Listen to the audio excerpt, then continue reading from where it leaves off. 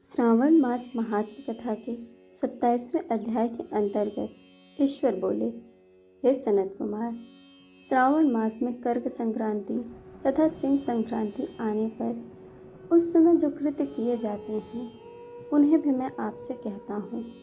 कर्क संक्रांति तथा सिंह संक्रांति के बीच की अवधि में सभी नदियाँ रजस्वला रहती हैं, अतः समुद्रगामिनी नदियों को छोड़कर उन सभी में स्नान नहीं करना चाहिए।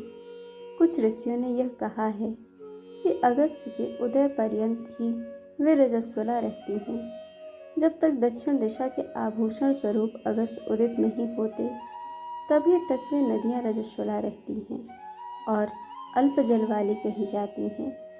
जो नदियाँ पृथ्वी पर ग्रीष्म ऋतु में सूख जाती हैं, वर्षा में जब तक 10 दिन न बीत जाएं, तब तक उनमें स्नान नहीं करना चाहिए।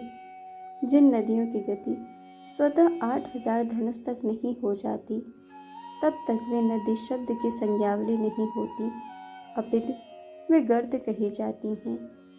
कर्क संक्रांति के प्रारंभ में 3 दिन तक महानदियाँ रजस्वला रहती हैं। वे स्त्रियों की भांति चौथे दिन शुद्ध हो जाती हैं। हे मुनि, अब मैं महानदियों को बताऊंगा, आप सावधान होकर सुनिए। गोदावरी, भीमरथी, तुंगभद्रा, वेनिका, तापी, पयोष्णी, यह 6 नदियाँ विंध्य के दक्षिण में कही गई हैं। भागीरथी, नर्मदा, यमुना, सरस्वती, विशोखा, वितस्ता, ये 6 नदियाँ विंध्य के उत्तर में कही गई हैं। यह 12 नदियाँ देवर्षि क्षेत्र से उत्पन्न हुई हैं। हे मुने, देविका, कावेरी, वंजरा, कृष्णा, ये महानदियाँ कर्क संक्रमण के प्रारंभ में 1 दिन तक रजस्वला रहती हैं।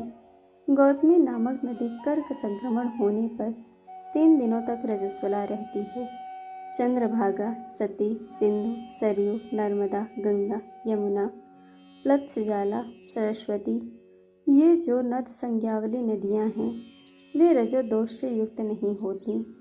शोण, सिंधु, हिरण्य, कोकिल, अहिर, घरघर और शतद्रु, ये 7 नाद पवित्र कहे गए हैं। धर्म द्रव्यमयी गंगा, पवित्र यमुना तथा सरस्वती, ये नदियाँ गुप्त रजो दोष वाली होती हैं, अतः ये सभी अवस्थाओं में निर्मल रहती हैं। जल का यह रजो दोष नदी तट पर रहने वालों को नहीं होता। रजो धर्म में दूषित जल भी गंगा जल से पवित्र हो जाता है। प्रसवावस्था वाली बकरियां, गायें, भैंसें व स्त्रियां और भूमि पर वृष्टि के प्रारंभ का जल, ये 10 रात व्यतीत होने पर शुद्ध हो जाते हैं। कुएं तथा बावली के अभाव में अन्य नदियों का जल अमृत होता है। रजोधर्म में दूषित काल में भी ग्राम भाग नदी दोषमय नहीं होती। दूसरे के द्वारा भरवाए गए जल से रजो दोष नहीं होता। उपाकर्म में, उत्सर्ग कृत्य में, प्रातःकाल के स्नान में, विपत्तियों में, सूर्य ग्रहण काल में तथा चंद्र ग्रहण काल में रजोदोष नहीं होता है। हे सनत कुमार, अब मैं सिंह संक्रांति में गो प्रसव के विषय में कहूँगा। सिंह राशि में सूर्य के संक्रमण होने पर यदि गो प्रसव होता है, तब जिसकी गाय प्रसव करती है उसकी मृत्यु 6 महीने में हो जाती है। मैं इसकी शांति भी बताऊंगा, जिससे सुख प्राप्त होता है। प्रसव करने वाले उस गाय को उसी क्षण ब्राह्मण को दे देना चाहिए। उसके बाद घृत मिश्रित काले सरसों से होम करना चाहिए। इसके बाद व्याहृतियों से घृत से सिक्त तिलों की 1008 आहुतियाँ डालनी चाहिए। उपवास रखकर विप्र को प्रयत्नपूर्वक दक्षिणा देनी चाहिए। सिंह राशि में सूर्य के प्रवेश करने पर जब गोष्ठ में गौ प्रसव होता है, तब कोई अनिष्ट अवश्य होता है, अतः उसकी शांति के लिए शांति कर्म अनुष्ठान करना चाहिए। अश्यवाम इस सूक्त के तथा तदुषणो इस मंत्र से तिल तथा घृत से 108 आहुतियाँ देनी चाहिए और मृत्युंजय मंत्र से 10,000 आहुतियाँ डालनी चाहिए। उसके बाद श्री सूक्त से अथवा शांति सूक्त से स्नान करना चाहिए। इस प्रकार किए गए विधान से कभी भी भय नहीं होता है। इसी प्रकार यदि श्रावण मास में घोड़ी दिन में प्रसव करे तो इसके लिए भी शांति कर्म कराना चाहिए। उसके बाद दोष नष्ट हो जाता है। हे सनत कुमार, अब मैं कर्क संक्रांति में, सिंह संक्रांति में तथा श्रावण मास में किए जाने वाले शुभ व्रत दान का वर्णन करूँगा। सूर्य के कर्क राशि में स्थित होने पर घृत धेनु का दान तथा सिंह राशि में स्थित होने पर सुवर्ण सहित छत्र का दान श्रेष्ठ कहा जाता है तथा श्रावण मास में दान अति श्रेष्ठ फल देने वाला कहा गया है। भगवान श्रीधर की प्रसन्नता के लिए श्रावण मास में घृत कुंभ, घृत धेनु तथा फल विद्वान ब्राह्मण को प्रदान करने चाहिए। मेरी प्रसन्नता के लिए श्रावण मास में किए गए दान अन्य मासों के दान की अपेक्षा अधिक फल देने वाले होते हैं। 12 महीने में इसके समान अन्य मास मुझको प्रिय नहीं। जब श्रावण मास आने को होता है तब मैं उसकी प्रतीक्षा करता हूँ। जो मनुष्य इस मास में व्रत करता है वह मुझे परम प्रिय होता है, क्योंकि चंद्रमा ब्राह्मणों के राजा हैं, सूर्य सभी के प्रत्यक्ष देवता हैं। ये दोनों मेरे नेत्र हैं। कर्क तथा सिंह की दोनों संक्रांतियाँ जिस मास में पड़ी उससे बढ़कर किसका महात्मा होगा। जो मनुष्य इस श्रावण मास में पूरे महीने प्रातःकाल स्नान करता है वह 12 महीने में प्रातःकाल का स्नान का फल प्राप्त करता है। यदि मनुष्य श्रावण मास में प्रातः स्नान नहीं करता तो 12 महीने में किए गए उसके स्नान का फल निष्फल हो जाता है। हे महादेव, हे दया सिंधु, मैं श्रावण मास में उषा काल में प्रातः स्नान करूँगा। हे प्रभु, मुझे विघ्न रहित कीजिए।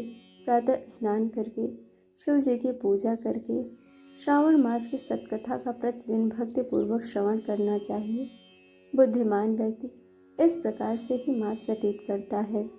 अन्य मासों की प्रवृत्ति पूर्णमासी प्रतिपदा में होती है, किंतु इस मास की प्रवृत्ति अमावस्या की प्रतिपदा से होती है। श्रावण मास की कथा के महात्म का वर्णन भला कौन कर सकता है। इस मास में व्रत, स्नान, कथा श्रवण आदि से जो 7 प्रकार की बंध्या स्त्री होती हैं वह भी सुंदर पुत्र प्राप्त करती हैं। विद्या चाहने वाला विद्या प्राप्त करता है, बल की कामना करने वाले को बल मिल जाता है। रोगी आरोग्य प्राप्त कर लेता है। बंधन में पड़ा हुआ व्यक्ति बंधन से छूट जाता है। धन के अभिलाषी धन को पा लेता है। धर्म के प्रति मनुष्य का अनुराग हो जाता है तथा पत्नी की कामना करने वाला उत्तम पत्नी पाता है। हे मानव, अधिक कहने से क्या प्रयोजन। मनुष्य को जो जो चाहता है उसको पा लेता है। और मृत्यु के बाद मेरे लोक को पाकर मेरे सानिध्य में आनंद प्राप्त करता है। कथा सुनाने के बाद वस्त्र, आभूषण आदि से कथा वाचक की विधिवत पूजा करनी चाहिए। जिसने वाचक को संतुष्ट कर दिया उसने मानो मुझ शिव को प्रसन्न कर दिया।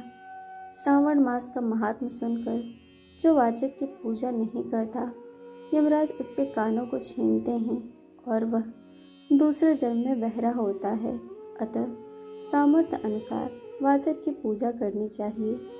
जो मनुष्य उत्तम भक्ति के साथ इस श्रावण मास महात्म का पाठ करता है अथवा सुनता है अथवा दूसरे को सुनाता है उसको अनंत पुण्य की प्राप्ति होती है।